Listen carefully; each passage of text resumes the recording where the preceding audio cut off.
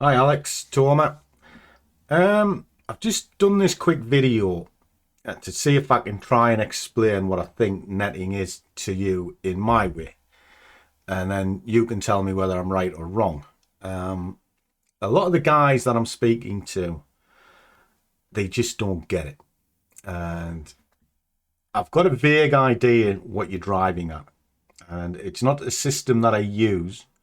So I'm a little bit unfamiliar with it. I do use pound averaging where I go backwards, but each position that I use is individual.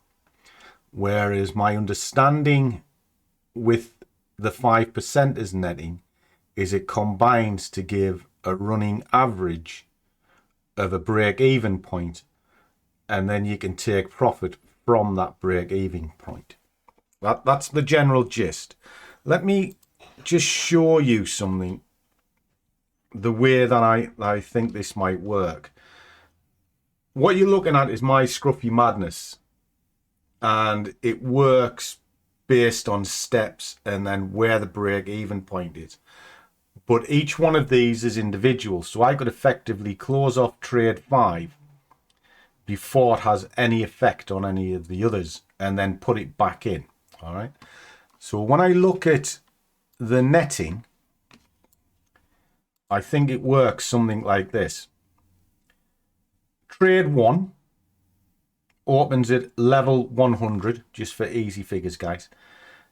The break-even point would be 100, because obviously if it just stays there, it's not losing anything, it's not gaining anything. So the movement is 0. We add an extra trade into this, 10 pips down, and it opens at level 90. In order for this to be break-even and then generate a profit, it would have to move up 5 pips. So the bottom figure is effectively paying off the top figure and the meat in the middle. So that would be 5 pips. Obviously 10 divided by 2, 5. As we come further down the scale, trade 3 would then have an exposure where effectively it has minus 20 on trade 1, minus 30 on trade, minus 10 on trade 2 rather, and then 0 for 3. And for it to hit the break even point, the calculation I kind of work on is it's adding them together to move up. And if I divide that by sort of 3, minus 30 by 3, it would give me a movement of 10. So it would have to come up 10 pips in order for the bottom two to pay the top one off, if that makes sense. So that will be at 90, and then at 70, obviously, which will be trade 4 for the new opening, the break even point, because that would be at minus 30. That one's obviously minus 20 at this point. And the third one is now at minus 10. Fourth one doesn't have any movement because obviously that's the opening point. In order for it to get to a break-even point, the average would be 15. So it would be profitable from level 85 moving forwards. And then finally the same kind of equation for trade 5. If you're doing 5 splits, it would run the order levels down to 60.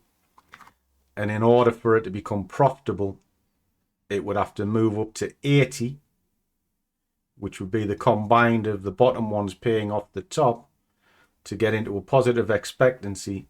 And then from there forward, you can then start taking partial profits, I think. I don't know. It's just kind of my basic interpretation of it.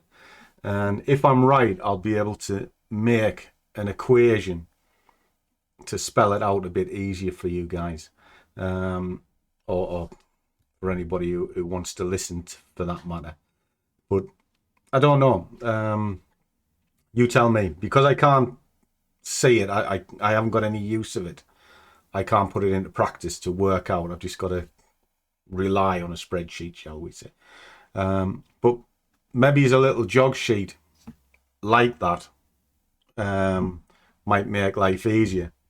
trade 1, trade 2, 3, 4, 5, and how far it has to move up before you start drawing your profits. And it might explain it to a lot of the guys and overcome a number of barriers that seems to be being thrown up about this. I've spent all week trying to put people's minds at rest. I'm getting message left, right and centre, and certainly from the Facebook group, they're messaging me, asking me how it works and how to sort of win at this. I don't know. Value your thoughts, guys. Speak to you soon.